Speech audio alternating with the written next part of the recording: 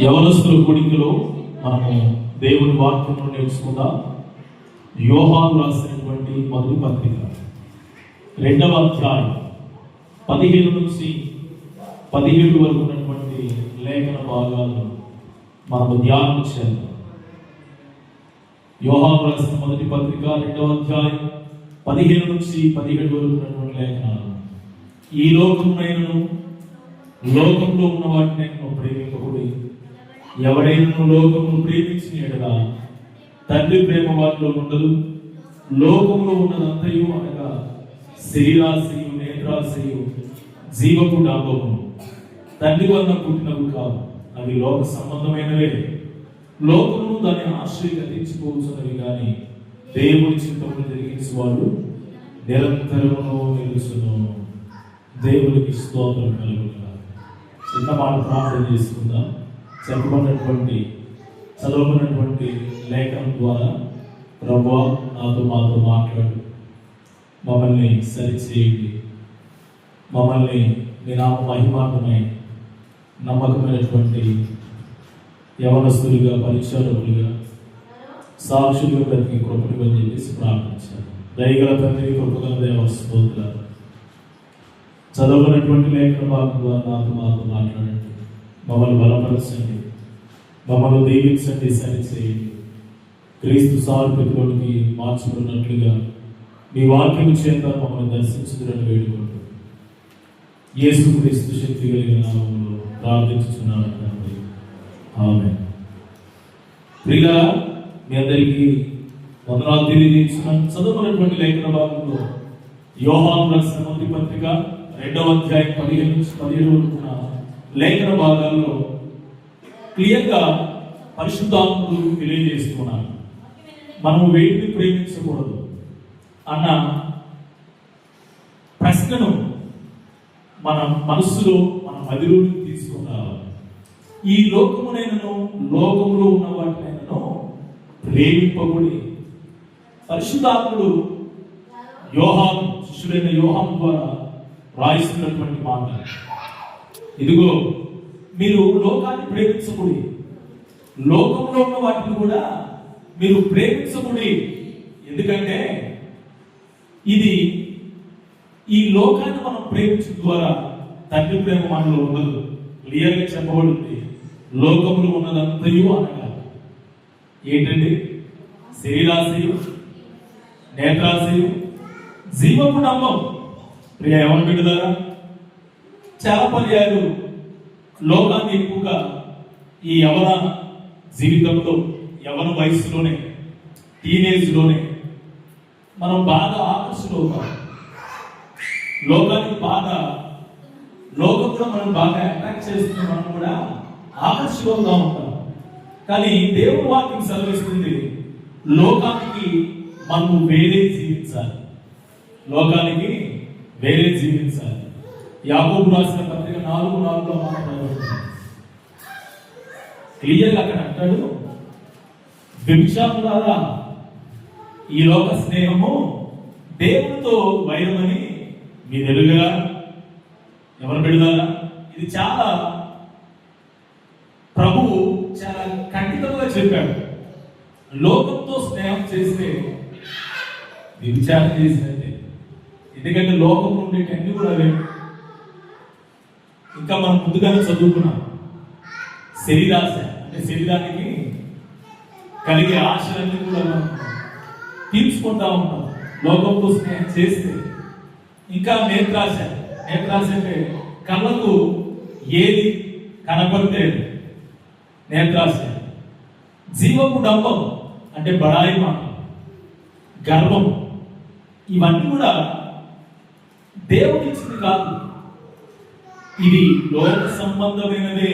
ఇది తండ్రి వలన పుట్టినవి కావు, లోక సంబంధమైనవే. అందుకే అంటాడు ఆయన, లోకంతో స్నేహం చేస్తే వ్యభిచారం చేసినట్లే కదా. దేవుడికి బహు ఘోరమైనటువంటి తప్పిదము దేవుడి దృష్టిలో ఏంటి అంటే వ్యభిచారమే. అంటే ఇక్కడ ఈ యవనస్తుల కూడికలో మనం నేర్చుకుంటున్నాం, లోకంతో స్నేహం చేస్తే మనం డైరెక్ట్ గా ఏదో ప్రాసిక్యూషన్ చేసినట్లు కాదు, కానీ ఇక్కడ లోకంతో స్నేహం చేస్తే వ్యభిచారం చేసినట్టే. ఆధ్యాత్మికంగా ప్రభువుకు మనము దూరంగా ఉన్నట్లే. ఇంకో మాటలు చెప్పాలంటే లోకానికి మనము ఓటేసినట్టే. లోకానికి ఓటేసినట్టే. రండి, అపోస్తలుడైన పౌలు ఆత్మీయ కుమారుడు తిమోతికి రాసినటువంటి 2వ పత్రికలో ప్రియులారా 2వ పత్రిక 4:10లో మనం అక్కడ ఒక వ్యక్తిని మనం చూస్తుంటాం. అతను పరిచారకుడే, కానీ లోకంతో స్నేహం చేశాడు. అలా చెప్తున్నా, ఎవరి తమ్ముడారా, ఎవరి చెల్లెలారా, చాలా పర్యాలు మనం పరిచయం చేస్తూ ఉంటాం. మందిరంలో పరిచయం చేస్తూ ఉంటాం, లేకపోతే దైవజనులు ఏ పని చెప్తే ఆ పని చేస్తూ ఉంటాం. మంచిదనే కాదని చెప్పను, కానీ మన వైఖరి లోకంతో ఎలా ఉందో మనం చెక్ చేసుకోవాలి. ఇతను కూడా పరిచారకుడే. యేసుక్రీస్తు అపోస్తలుడైనటువంటి పౌలుతో పరిచర్యలో ఉన్నటువంటి వ్యక్తే, కానీ చివరికి ఏమయ్యాడు తెలుసా? తను లోకాన్ని స్నేహించాడు. మీ బైబిల్ అండర్లైన్ చేసుకోండి.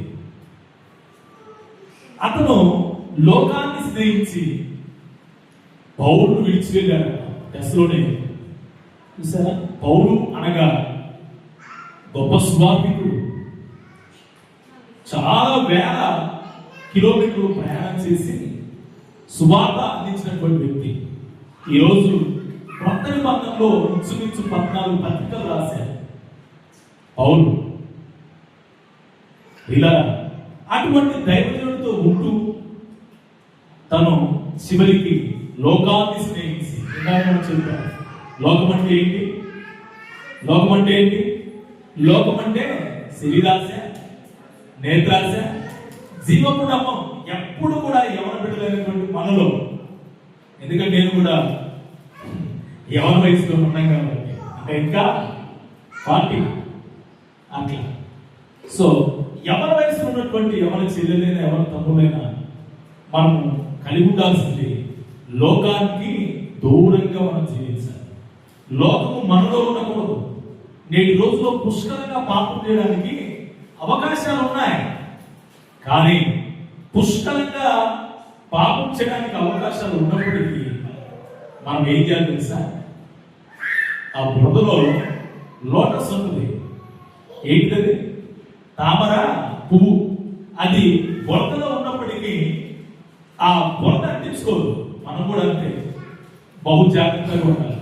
లోకంలో మనం జీవిస్తుంటే లోకపు ఆశలు మనలోకి రాకుండా చూడాలి.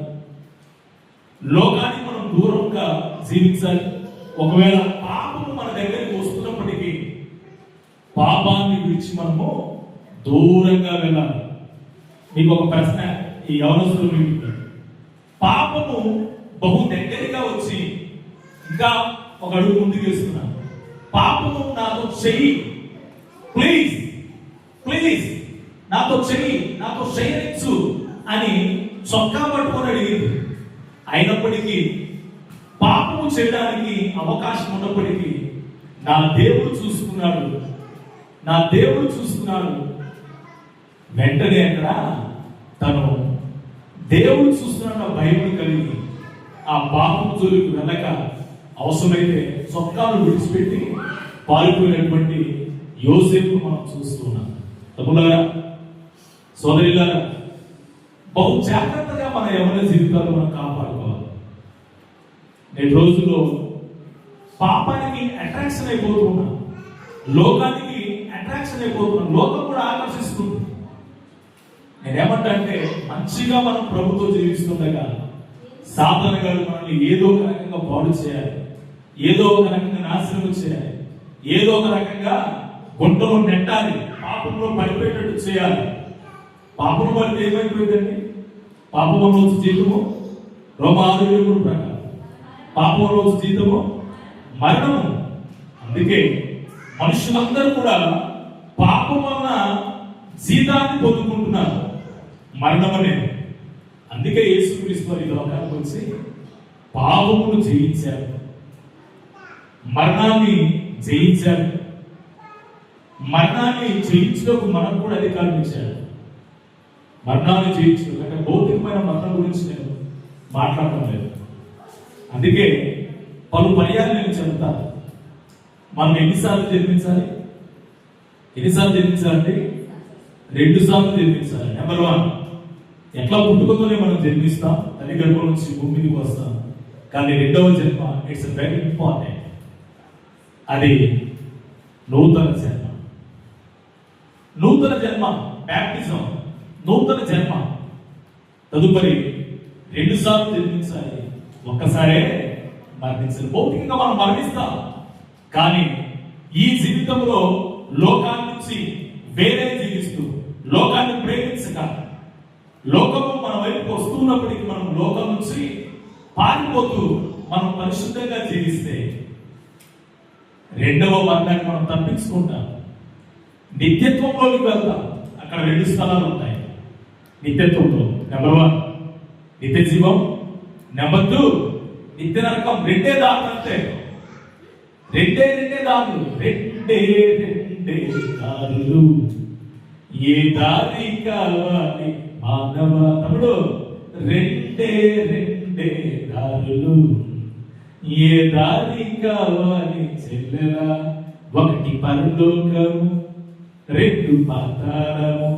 1 పరలోకము, 2 పాతాళము. ఏది కావాలి? ఎంతో బతుకు బతికి దేవుడు ఇచ్చినటువంటి మంచి జీవితాన్ని మనం పాడు చేసుకుంటూ పోయేది పాతాళానికి. అదే మనం ప్రభుతో స్నేహం చేస్తే, ప్రభుతో స్నేహం చేస్తే రెస్ట్ ఇన్ పీస్. అందరి రోజు అందరూ రిప్పు రిప్పు రిప్పు అని పెడతాం. నిజంగా రిప్పు అనే మాట దానికి సార్థకత జరగాలంటే ఖచ్చితంగా మనం ప్రభువులో మరణించాలి. స్తోత్రం చెప్పండి. హల్లెలూయా. ప్రభువులో మరణించాలి, ప్రభువును కలిగి మనం మరణించాలి. పరిశుద్ధంగా మనము జీవిస్తూ ఈ లోకయాత్ర ముగిస్తే మనం మొన్ననే తమ్ముడు క్రీస్తు సాక్షిషుడు జోబ్ డానియల్ గురించి మంచి సాక్ష్యం అన్నాం. ఎంతమంది దైవజనులు చెప్పారు, ఎంత మంచి సాక్ష్యం అండి. తమ్ముడు యొక్క ఆ కండిషన్ ఉన్నప్పుడు నేను దేవుని దగ్గర ఎంతో ప్రాధేయపడి ఏడుస్తున్నాను, ప్రభు ఏమైనా ఒక అవకాశం ఇవ్వాలి. చాలా క్రిటికల్ కండిషన్ ఉన్నాడు, వెంటిలేటర్ పైన. ఆ రాత్రి హైదరాబాద్ నిజాం హాస్పిటల్లో, నిమ్స్ హాస్పిటల్లో నేను కార్లో కూర్చొని భయంకరంగా ఏడుస్తున్న సందర్భంలో ఏడుస్తూ ఆయన నిద్రపోయారు. ప్రభు మధ్యరాత్రి సమయంలో జోబ్ యొక్క ఫేస్ చాలా గ్లో బ్రైట్ గా వెలిగిపోతుంటే వెంటనే నాకు తెలిసినటువంటి సార్ భారత్ బైబుల్ కాలేజీలో మంచి ప్రొఫెసర్ రెవరెండ్ జార్జ్ గారు సార్ గారికి ఉదయకాల సమయంలో కాల్ చేశారు. సార్ ఇలా తమ్ముడు గురించి మీరు ప్రార్థన చేస్తున్నారు కదా, తమ్ముడు యొక్క ఫేస్ చాలా బ్రైట్ గా వెళ్ళిపోతుంది సార్ తమ్ముడు వెంటిలేటర్ పరిచి మళ్ళీ తిరిగి లేస్తారు కదా సార్, మంచి అవసరం సార్, చాలా మాదిరికరమైనటువంటి ఎవరి జీవితాన్ని జీవించారు సార్ అంటే సాధిస్తున్నారు. తన దేవుడు మహిమలోనికి పిలుచుకున్నాడు. ఆ విషయాన్ని దేవుడికి బయలుపరచాలి. కొంత బాధ, ఎందుకంటే మంచి యవనస్తుని లోకయాత్ర ముగిస్తున్నాడు, కానీ తన ప్రభు దగ్గరికి వెళ్తున్నాడు. దేవుడికి స్తోత్రం. కొంత బాధాకరమైనప్పటికీ మనకంటే ముందుగా ప్రభు చెంతకు వెళ్ళాడు. మన కాల సమయంలో దైవజనులు చాలా అద్భుతమైన మాట అన్నారు. బిషప్ లాజరస్ దాసింగ్ గారు 1 సంవత్సరము పరలోకము తనకు బర్త్డే జరిగింది. దేవునికి స్తోత్రం. మళ్ళా చెప్తున్నాను, దేవుడు ఇచ్చిన యవన జీవితాలు మనం పాడు చేసుకోవాలి.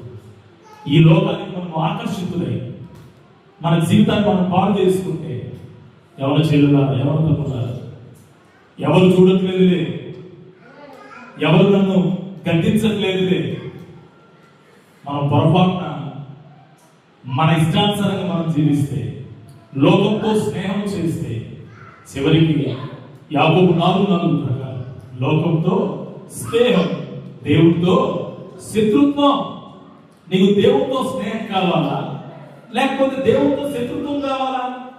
పరలోకం ఇచ్చేది యేసుక్రీస్తు వారే. అందుకే అన్నాడు, నేనే మార్గము, నేనే సత్యము, నేనే జీవం, నా ద్వారా తప్పక ఎవరో అక్కడికి రాదు. యేసు ప్రభు యొక్క మార్గంలో మనం జీవిస్తే పరలోక రాజ్యానికి మన ఇష్టానుసారంగా మనం జీవిస్తే, నేను మరలా చెప్తాను, పశ్చాత్తాప పడకుండా మన ఇష్టానుసారంగా మనం జీవిస్తే ఖచ్చితంగా వెళ్ళవలసినటువంటి గమ్యము పాతాళం మాత్రమే. పాతాళం మాత్రమే. అందుకే యేసుక్రీస్తు వారు ఈ లోకంతో స్నేహం వద్దు బిడ్డ, ఈ లోకంతో స్నేహం వద్దు. ఆ లోక స్నేహము మిమ్మల్ని నరకానికి తీసుకుని వెళ్తుందని ఆయన నాతో స్నేహం చేయమంటున్నాడు. స్తోత్రం చెప్పండి. హల్లెలూయా. యోహాను సువార్త 15వ అధ్యాయం 14-15లో ఆయన అన్నాడు, యేసుక్రీస్తు వారు, నేను మిమ్మలను దాసులుగా కాక నా స్నేహితులుగా పిలుచుచున్నాను. చూడండి, రక్షకుడు మనల్ని స్నేహితులుగా పిలుస్తున్నారంట. చెల్లెమా, ప్రభుతో స్నేహం చేయడానికి ఆయన ఇష్టపడుతున్నాడు. తమ్ముడా, ప్రభుతో స్నేహం చేయడానికి ఆయన ఇష్టపడుతున్నాడు. మనల్ని స్నేహితులుగా ఆయన ఆహ్వానిస్తున్నాడు. అయితే మనం చేయవలసిన ఒకటే పని. 15 ఏంటంటే ఇక్కడ ఏముంది? నేను మీకు ఆజ్ఞాపించిన వాటిని మీరు చేసి కదా. ప్రభు మనకు ఏది ఆజ్ఞాపిస్తే అది మనం చేయాలి. పిల్లరా, ఎవరు పిల్లరా, ఎవరు తమ్ముతారా, ఎవరు చేయగలరా? ప్రభు ఆజ్ఞాపించినవన్నీ కూడా ఇందులో పొందుపరచబడ్డాయి. ప్రభు మనస్సు ఇందులో మరలా చెప్తాను, ఆయన మన ప్రియుడు, మన రక్షకుడు. నీ కొరకు నా కొరకు ప్రాణం పెట్టి మనల్ని నీతిమంతుల జాబితాలోకి చేసి ఆ పరలోకంలోనికి పౌరసత్వాన్ని భూమి మీదనే ఉండడానికి అర్హతనిచ్చినటువంటి దేవునికి మన జీవితాన్ని మనం అప్పగించాలి. లేదు లేదా, నా ఇష్టానుసారంగా నేను జీవిస్తాను లేదా, తగ్గిలో బొగ్గులో ఎవరు చూశాను లేదా అంటే లూకాసు వార్త 16 ఇయ్యగా రాయించాడు దేవుడు. ఎవరి గురించి? ధనవంతుల గురించి, లాజరు, దరిద్రుల లాజరు గురించి. ధనవంతులు రిక్వెస్ట్ చేస్తారు, అయ్యో నాకు 5 సహోదరులు ఉన్నారు ప్రభువా, దయచేసి ఆ లాజరు పంపు. ఒకటే మాట, కింద మోషేయు ప్రవక్తలు ఉన్నారు. దైవజనుల మాటలు విని మన వైఖరి మనం మార్చుకుంటే, మన చెడుతనము, చెడు దృష్టి మనం మార్చుకుంటే, ఒకవేళ చెడుతనాన్ని మనం తొలగించుకుంటే, దేవుడు ఆయన ప్రేమమయుడు కనుక నాకు చాలా ఇష్టమైనటువంటి పదవి మారు మనసు. ఇంచుమించు 4 సంవత్సరాలు మారు మనసు గురించి ప్రకటించడానికి దేవుడు కృప చూపాడు. అలా 4 సంవత్సరాలు మారు మనసు గురించి ప్రకటించి 6 ఆత్మలను రక్షణలోకి తీసుకురావడానికి దేవుడు కృప చూపాడు. దేవుడికి మహిమ కలుగుగాక. హల్లెలూయా. అందుకే మన వైఖరి మనం మార్చుకోవాలి. మన వైఖరి మనం మార్చుకోలేదనుకో, ఈరోజు పొరపాటున సేవకులైనా మనల్ని గర్దిస్తే మన ముఖం కాస్త ఏమైపోయింది? మార్చుకోమంటే ముఖము మార్చుకుంటారు. అలా ఉండకూడదు. అప్పుడు దాకా మంచి ఉన్నటువంటి ఫేస్ ఒక్కసారిగా పాడైపోయింది. అందుకే సామెతలు చెప్పారు, ఊరికి సామెతలు. లోకం అంటే మట్టి కాదోయ్, లోకం అంటే మనుషులోయ్. రుజాడు అప్పారావు గారు అనుకుంటా బహుశా చెప్పారు. అర్థమైందా? లోకం అంటే మనుషులు, మట్టి కాదు. లోకం అంటే మనుషులు. లోకంలో మనుషులు అందరూ ఉంటారు. అయితే మనుషులతో మన స్నేహాలు ఎలా ఉన్నాయి? అర్థమవుతుందా? మనుషులతో మన స్నేహాలు ఎలా ఉన్నాయి? అందుకే రక్షించబడినటువంటి మనము స్నేహం ఎవరితో చేయాలంటే రక్షించబడ్డ వారితోనే స్నేహం చేయాలి. ఒకవేళ మిగిలిన వారు కూడా నీకు స్నేహితులు ఉన్నారా? తమ్ముడు చెల్లిమా, హాయ్ అంటే హాయ్, బాయ్ అంటే బాయ్, అలానే ఉండాలి. అంతకంటే శృతికి ఇచ్చారనుకో ఏమైంది పరిస్థితి? చివరికి పాపం చేసే పరిస్థితులు ఉంటాయి. ఇలా బహు జాగ్రత్తగా మన జీవితాలను మనం కాపాడుకుంటూ చేయాలి. స్తోత్రం చెప్పండి. హల్లెలూయా, హల్లెలూయా. అందుకే లోకంతో స్నేహం కాదు కానీ దేవుడితోనే స్నేహం చేయాలి. ఆమె చెప్పండి. ఆమె. హల్లెలూయా. ఎవరితో స్నేహం? ఎవరితో స్నేహం? దేవుడితో స్నేహం, ప్రభుతో స్నేహం. ప్రభుతో స్నేహం చేస్తే మనకు కావాల్సిన అన్ని కూడా ఇస్తాడు. చాలాసార్లు కొంతమంది చెప్పుకుంటారు, బాయ్స్ ఎవరి తమ్ములైతే స్నేహాలు చేస్తారు. ఈ స్నేహాలు ఎక్కడ రాకుండా తెలుసా? ఏదో పానీపూరి, లేకపోతే నూడిల్స్, లేదా గోబీస్, బిర్యానీ తినేంత వరకు ఉంటుంది ఆ స్నేహం. నిజంగా ప్రాణానికి ప్రాణం ఇవ్వలేదు. ఎవరి చెల్లెలు కూడా అంతే. అబ్బా అబ్బా మన బెస్ట్ ఫ్రెండ్ అవ్వా అంటారు. ఆ బెస్ట్ ఫ్రెండ్కి ఈ బెస్ట్ ఫ్రెండ్కు ఏదైనా చిన్న తేడా వచ్చిందనుకో ముద్దులు కావు, ముక్కులు కావు.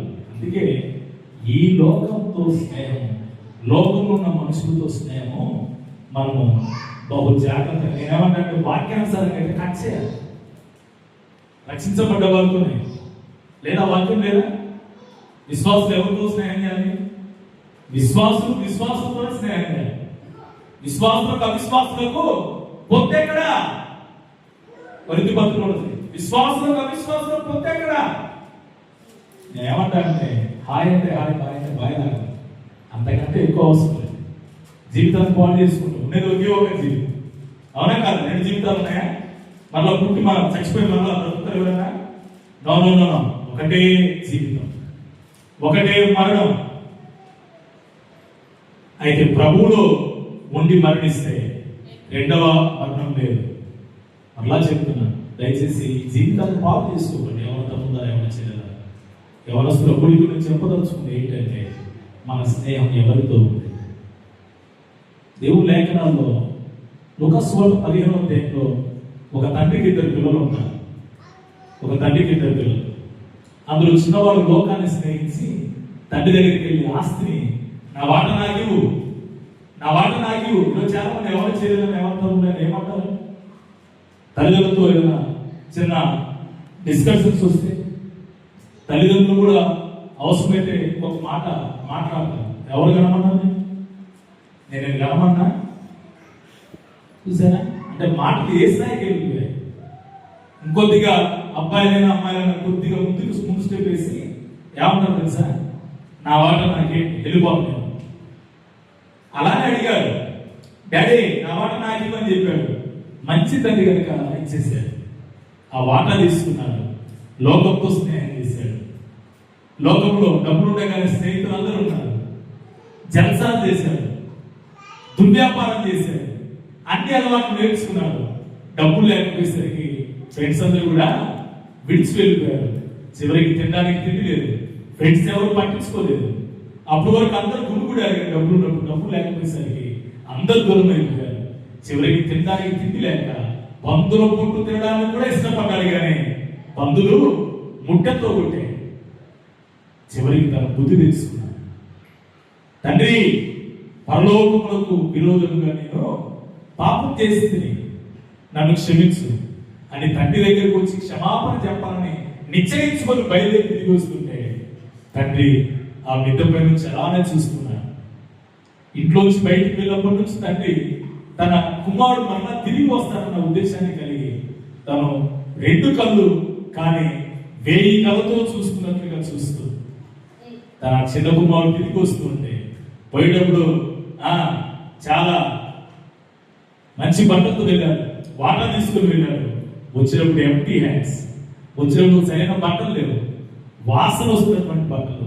పందులతో సహవాసం చేస్తే ఎలా ఉందండి? బహు భయంకరమైన కంపు. పంది పక్కన వెళ్తుంటేనే అనుకుంటారు, స్మెల్ వచ్చేస్తాం, గడ్డాలు పెరిగాయి, కనీసం కటింగ్ నేర్చుకోవడానికి కూడా లేదు. పరిస్థితులు ఘోరంగా ఉన్నాయి. కానీ తండ్రి ప్రేమ తన వైపు అలానే ఉంది. దూరం నుంచి చూశాడు, తండ్రి పరిగెత్తుకుంటూ వచ్చాడు. కుమారుడు రాగానే, తండ్రి నీకు విరోధంగా పాపం చేశాడు, బిడా కౌగిలించున్నాడు, ముద్దు పెట్టాడు. వెంటనే పని వాళ్ళకి, రై ప్రశస్త వస్త్రం తీసుకురా, చెప్పు తొలగండి, వంగరం తొలగండి. అరే నా కుమారుడు తప్పిపోయి మళ్ళా తిరిగి వచ్చాడు. ఇంకో మాట చెప్పాలంటే మరణించి ఇప్పుడు మరలా నూతన జన్మం పొందుకున్నాడు. విందు చేయండి, అందరూ సంతోషిద్దాం. తప్పుడు చేయడానికి మాట చెప్తున్నాను తెలుసా? కొన్నిసార్లు తెలిసి తెలియక తప్పు చేసుకుంటాం. కానీ ప్రభువా నన్ను క్షమించు, I'm sorry, forgive me lord, దేవా నన్ను క్షమించు. అయ్యా నువ్వు చూసుకుండగా కూడా నేను కొన్ని పర్యాయాలు తప్పు చేసి నన్ను క్షమించయ్యా. అయ్యా నాకు మారు మనసు దయచేయి, అయ్యా నాకు శుద్ధ హృదయం దయచేయి. ఈ వైఖరి మనలో ఉండదు కొన్నిసార్లు. నేను మరలా చెప్తాను, ప్రార్థన మనం ఎప్పుడు మోకరించి ప్రార్థన చేస్తున్నా ఖచ్చితంగా ఉదయం లేచిన కాంచి పడుకునేంత వరకు కూడా ఏదో ఒక అపరాధం చేసే ఉంటారు. చూపుల ద్వారా కానీ, తర్వాత సెల్ ఫోన్ ద్వారా కానీ, కొన్నిసార్లు మాటల ద్వారా, చేతుల ద్వారా, సరైనటువంటి నడక లేక రాత్రి పడుకుండేసరికి లోపు ప్రభు దగ్గర మనల్ని మనం శుద్ధి చేసుకోవాలి, మనల్ని మనం క్లీన్ అయిపోవాలి. ఓ ప్రభు నన్ను క్షమించు, నీకు విరోధంగా చేసిన అతిక్రమం మీరు క్షమించయ్యా. ఇదిగో నేను ఒప్పుకుంటున్నాను, నన్ను క్షమించు. ఇదిగో విడిచిపెడుతున్నాను, నన్ను క్షమించు. నీ చిత్తమైతే మరొక దినాన్ని నాకు ప్రసాదించు. ఈ వైఖరి ఉండాలి. స్తోత్రం చెప్పండి, హల్లెలూయా. ఈ మాటలు కొద్దిగా హార్డ్గానే ఉంటాయి. యవనస్తులకి ఎలా ఉండాలి తెలుసా? వాక్యం జోష్ ఉండాలి, జోష్. విజిల్ వేయాలి, డ్యాన్స్లు వేయాలి. ఇటువంటి వర్తమానాలు చెప్తూ కొద్దిగా హార్డ్గా ఉంటుంది. అందుకే మళ్ళీ చెప్తున్నాను, ప్రభువుకి ఇష్టమైనటువంటి వర్డ్, ప్రభు మొట్టమొదటిసారిగా ప్రకటించినటువంటి మాట ఏంటి తెలుసా? ఇదిగో పరలోక రాజ్యం సమీపిస్తుంది కనుక మారు మనసు పొందితేనే కానీ పరలోక రాజ్యం. ఒకవేళ నేను నా మనసు మార్చుకోనన్నా అంటే నేను చేసేది లేదన్నా నేను లోకంతోనే స్నేహం చేస్తున్నాను, నాకు నచ్చిన వాళ్ళతోనే నేను సహవాసం చేస్తున్నాను. మన తీర్మానం ఒకవేళ లోకంతో స్నేహం అయితే కోల్పోయినట్టే, సమస్తాన్ని కోల్పోయినట్టే. ఒకవేళ భూమి మీద ఒకవేళ మంచిగా ఉండొచ్చేమో, కానీ ఆత్మ సంబంధంగా చచ్చిన స్థితిలో ఉంటాడు ప్రభు చేతి. అందుకే ప్రభుతో స్నేహం చేస్తే ప్రభు మనకు కావాల్సిన అన్ని కూడా ఇస్తాడు. ప్రభు మనం దీవిస్తాడు, ఎగ్జామ్స్ లో ప్లస్ చేస్తాడు. నువ్వు ఏది కావాలో అది ప్రార్థనాపూర్వకంగా ప్రభుని అడిగితే నిశ్చయముగా ప్రభు అది అనుగ్రహిస్తాడు. ఆమేన్, ఆమేన్. మన కొరకే ఫిలిప్పీ పత్రిక 4:19 ప్రతి అవసరత నిశ్చయముగా మన అవసరాలను కూడా తీరుస్తాడు ప్రభు. నేను చివరిగా ఒక మాట చెప్పదలుచుకున్నాను. ఏ నిర్ణయం తీసుకుంటా? లోకంతో స్నేహం చేస్తావా లేక దేవుడితో స్నేహం చేస్తావా? యోసేపు లాగా జీవిస్తావా, దేమాలాగా జీవిస్తావా? మరలా చివరిలో ఒక వ్యక్తిని మీకు పరిచయం చేశాను. Luka 15 తప్పిపోయిన కుమారుడు తన బుద్ధి తెలుసుకొని మార్చుకున్నాడు. తండ్రి ప్రేమతో హక్కున చేర్చుకున్నాడు, కౌగిలించి గుర్తు పెట్టుకున్నాడు. ప్రార్థనలో ప్రభువా నా పరిస్థితి కూడా తప్పిపోయిన కుమారుడు పరిస్థితి ఆయన దైవములను క్షమించండి. ప్రభు ఆయన చేర్చుకుంటాడు, ప్రభు ఆయన ఇష్టపడతాడు, ప్రభు మనల్ని దీవిస్తాడు.